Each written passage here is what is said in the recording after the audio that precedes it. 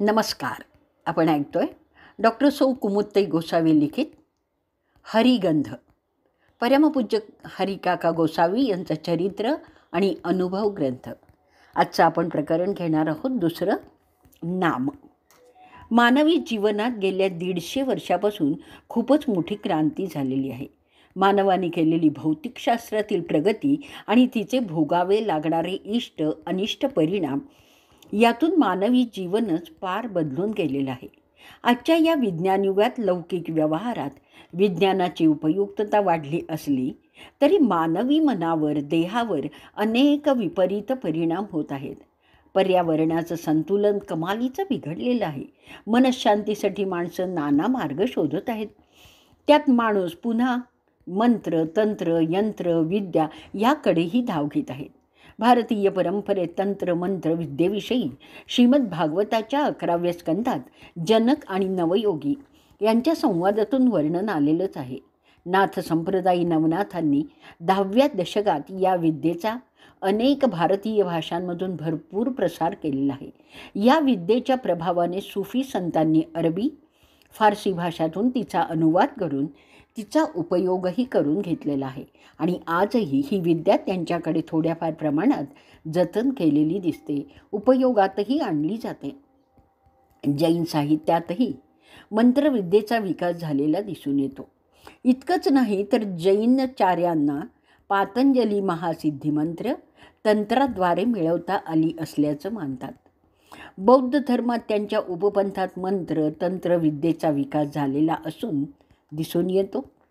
या विद्येची व्यावहारिकता उपयुक्तता ध्यानी घेऊनच या बुद्ध तंत्रविद्येचा जपान, तिबेट, चीन आदी देशातही बराच प्रसार झालेला आहे.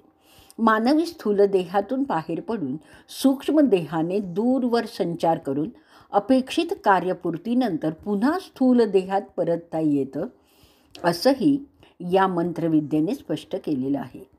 संतांनी मात्र या मंत्रविद्येचा आपल्या वाङ्मयातून अत्यंत कौशल्याने उपयोग करून घेतलेला आहे. संतांनी ओव्या, पद, अभंग, गवळणी, भारुड आदी रचना प्रकारांच्या माध्यमातून परमेश्वराला साथ घातलेली आहे. ज्ञानेश्वर माऊलींनी तर 13व्या शतकात जनसामान्यांना समजेल उमजेल अशा मराठी भाषेतून रचना केली आणि आपल्या सर्व जातीय मांदियाळींकडून मराठी भाषेतून प्रकृतीतून रचना करून घेतलेली आहे आणि लोकसंवाद साधलेला आहे. ज्ञानेश्वरीसारख्या जगन्मान्य ग्रंथात ही मंत्रविद्याशक्ती सामावलेली आहे. ज्ञानेश्वरीतील मंत्रविद्या या ग्रंथातून तर या संबंधी सविस्तर विवेचन आलेलं आहे. ज्ञानेश्वरीतील ओव्या नित्य अभ्यासाने चिंतनाने मंत्रच बनून गेलेले आहेत. आकाश तत्वानुसार आपली श्रवणेंद्रिय आणि रचना यांचा आंतरिक अतिशय सूक्ष्म संबंध आहे. नामस्मरणाने एक विशिष्ट प्रकारची शक्ती या आकाश तत्वाच्या माध्यमातून आपल्या श्रवणेंद्रियांपर्यंत पोचत असते. या प्रक्रियेचं ज्ञान मानवी मेंदूत आठव रूपाने साठवलं जातं आणि हीच स्मृती पुढे होणाऱ्या प्रत्येक घटनेला मार्गदर्शन करीत असते. जशा संगणकाच्या स्मृती माध्यमातून लाखो कामं केली जातात, त्या दृष्टीने बघितलं तर आजच्या संगणक युगात नामस्मरणाचं महत्त्व अनन्यसाधारण आहे आणि हे जाणूनच हरिकाकांनी नामस्मरणाचा नेम लोकांना दिला आहे. ज्यांना व्यावहारी दुःखाचे चटके असह्य होतात त्यांनाही त्या वेदनातून मुक्त करण्याचं सामर्थ्य नामस्मरणात असल्याचं काकांनी त्यांना स्वप्रयोगातूनच ध्यानी आणून दिलेलं आहे. भारतीय संत परंपरेचा मागोवा जर घेतला तर त्यातून संतांच्या भक्ती परंपरेशी भाव सामर्थ्याचं मुळाशी असलेलं नातं डोळ्यातच भरतं. भक्ती ही देखील चातुर्वर्ण्यातील विषमतेविरुद्ध झगडणारी एक प्रवृत्तीच असल्याचं जाणवतं. उत्तर हिंदुस्थानातील बौद्ध आणि जैन धर्माच्या हल्ल्यांनी वैदिक धर्माला उतरती कळा लागलेली होती. बुद्ध, महावीर यांनी आपल्या उपदेशाची भाषा प्राकृत स्वीकारून संस्कृत भाषेला छेद दिला होता. मात्र पुढे त्यांचं साहित्यही पुन्हा संस्कृत भाषेतूनच उदयाला यायला लागलं होतं आणि त्यामुळे बहुजन समाज तसा या ज्ञानाला पारखाच होता. दक्षिणेत शैव, वैष्णव संप्रदायातील मतभेद विकोपाला गेलेले होते आपापसातील सांप्रदायिक दुहींचा जणू काही देशाला शापच भोवल्यामुळे समाजमन अशांत अस्थिर असंच बनलेलं होतं. या सगळ्या पार्श्वभूमीवर संतांनी भक्तीचा मळा महाराष्ट्रातही फुलवलेला आहे. संत कबीर, चैतन्य, दादू आदी मंडळींचा भक्ती संप्रदाय वैदिक परंपरा झुगारणारा, तर तुलसीदास, नरसिंह मेहता यांचा भक्तिमार्ग ही परंपरा जपणारा, महाराष्ट्रातील चक्रधर स्वामींचा महानुभव संप्रदाय वेद प्रामाण्य न मानणारा, अशा परिस्थितीत वारकरी संतांनी वेद परंपरा आणि भक्ती परंपरा यांच्यातील समन्वयाची भूमिका स्वीकारली आहे.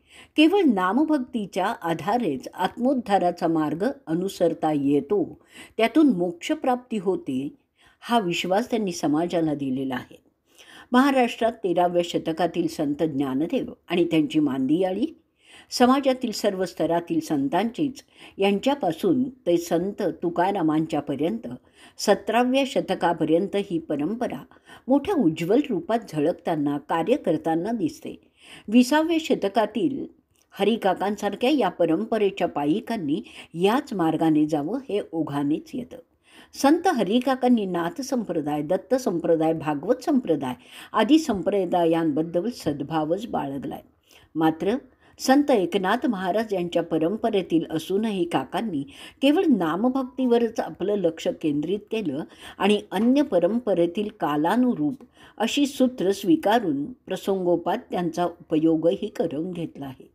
माणसाला माणूस म्हणून प्रेमानंदाने जगता यावं, यासाठी आवश्यक असेल तेवढाच त्यांनी भक्तिमार्गातील सुलभ सूत्रांचा, विशेषतः नामसूत्रांचा उपयोग करून घेतलेला आहे. लोककल्याणासाठी त्यांना जे जे महात्म्य सोयीचं उपयुक्त वाटलं, त्या माध्यमाचा त्यांनी मोठ्या कौशल्याने उपयोग करून घेतला. नामसाधनाही त्यांनी त्या दृष्टीने स्वीकारली आहे आणि त्यातूनच लोकांची भौतिक अधिभौतिक उन्नती व्हावी, यासाठी आयुष्यभर धडपडही केलेली आहे.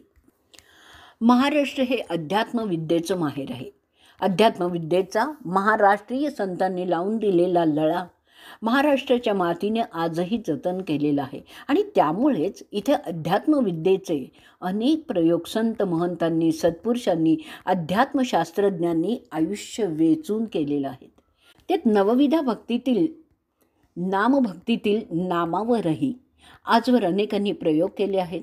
त्यातूनच अनेकांचे नामसंप्रदाय स्थापन झालेले आहेत. नामावर विपुल लेखनही मान्यवरांनी केलेलं आहे. नामभक्तीतलं भक्तिसूत्र जरी सर्वांचं समान असलं तरी नाम देण्याची, घेण्याची आणि अनुसरण्याची ज्यांची त्यांची एक स्वतंत्र पद्धती आहे, एक शैली आहे, त्यावरूनच त्यांचा संप्रदाय ओळखला जातो. हरिकाकांनी आयुष्यभर लोकजागराचं, लोककल्याणाचं कार्य केलं, परंतु स्वतःचा असा कोणताही वेगळा संप्रदाय त्यांनी स्थापन केला नाही किंवा आपल्या कार्याला कोणतं तरी लेबलही लावलेलं नाही आहे. तरीही हरिकाकांच्याकडे देश विदेशातून हजारो लोक येत असत, समाधानाने परतत असत. याचं नेमकं रहस्य काय आहे, असा प्रश्न अनेकांच्या मनात डोकावून गेलेला असणारच. आणि या प्रश्नाचं उत्तर शोधताना खोलवर जर डोकवलं ना, तर तिथे नामाची चाहूल लागते. आणि मग काकांनी कोणतंही अवडंबर न करता किती परींनी लोकांना नाम दिलं आहे, लोकांनी ते कसं स्वीकारलं आहे, कसं अनुभवलं आहे आणि कसं प्रसारित केलं आहे, आदी बाबींचा मनाला वेध लागतो. त्याचंच प्रकट रूप म्हणजे हा हरिनाम प्रपंच आहे.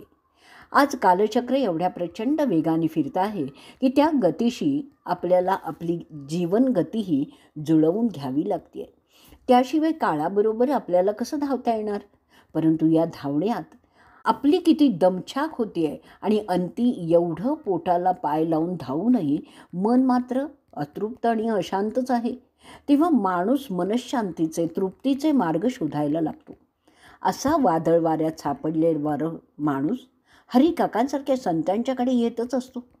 काकांकडे येणारे असंख्य लोक असे मनाने त्रस्त किंवा एखाद्या चिंतेने ग्रस्त अशा मनस्थितीत येत असल्यामुळे काका आधी त्यांचे प्रश्न अतिशय आत्मीयतेने समजून घेत असत आणि मग त्या माणसांची जशी समस्या असेल तशी ते जाणून घेत असत आणि त्याला कोणत्या ना कोणत्या रूपाने नामच देत असत.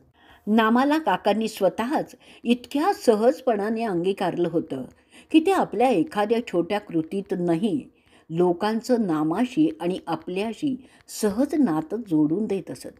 त्यामुळे लोकांनी त्यांना नामासंबंधी, नामाच्या फलश्रुतीसंबंधी फारसं कधी साशंक मनाने काही विचारलं नाही. तर हरिमंदिरात नित्य उपस्थित असलेल्या मंडळींनी मोठ्या भक्तिभावाने रामकृष्ण गोविंद विठ्ठल केशव असा नामगजर सुरू केला की तो नामजप आपल्याला दिलेल्या नामापेक्षा वेगळा नसून तोच आहे असंच त्यांच्या ध्यानी यायचं. आणि तेव्हाच त्या नामातील दूरत्वही त्यांच्या मुखातून आणि मनातून गळून पडत असे आणि लोक स्वेच्छेने, आनंदाने, उत्साहाने हरिकाकांनी दिलेलं नाम स्वीकारून त्याचंच अनुसरण करीत असत.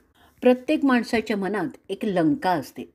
तिथे रावणाचा अहंकार, दुराचार यांची बीजं पेरली गेलेली असतात. आपण त्यांची रोपटी अंकुरू द्यायची की नाही हे आधी ठरवायचं असतं. त्यासाठी त्या लंकेच्या जवळपास आपला रामरूपी सद्सद विवेक वावरत असतो.